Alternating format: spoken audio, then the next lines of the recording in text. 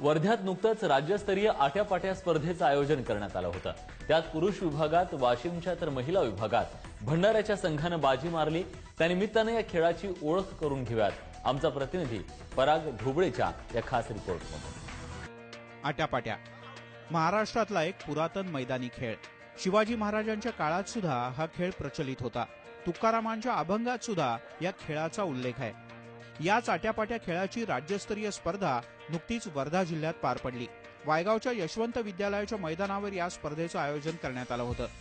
या स्पर्धेत वाशिमच्या संघानं पुरुष विभागात तर भंडाऱ्याच्या संघानं महिला विभागाचं जेतेपद पटकावलं।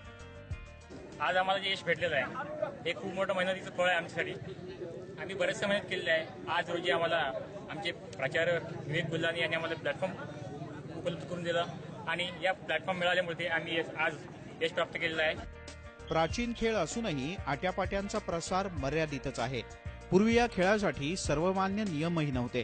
पुण्याच्या डेक्कन जिमखान्यानं 1914 मध्ये पहिल्यांदा आट्यापाट्यांचे अखिल भारतीय सामने सुरू केले। 1918 मध्ये बडोद्याच्या हिंदविजय जिमखान्यानं अशाच सामन्यांचं आयोजन केलं। मग 1935 पासून अखिल महाराष्ट्र शारीरिक शिक्षण मंडळानं या खेळाला आधुनिक, संघटित आणि शिस्तबद्ध रूप दिलं।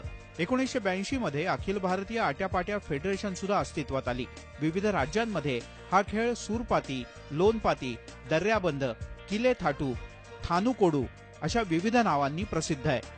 चपळता, प्रतिस्पर्ध्याची कोंडी करण्याचं कसब, धावण्याचा वेग आणि डावपेच याची कसोटी पाहणारा हा खेळ आहे। या खेळामध्ये 9 खेळाडू खेळतात।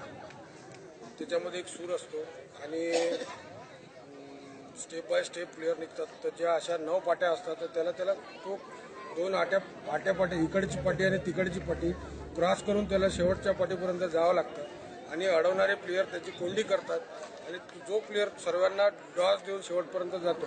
तर या खेळाचं एवढंच वैशिष्ट्य आहे की याच्यामध्ये चपळता खूप आवश्यक आहे। जो खेळाडू जातो तोच त्याच्यामध्ये नैपुण्य प्राप्त असतो।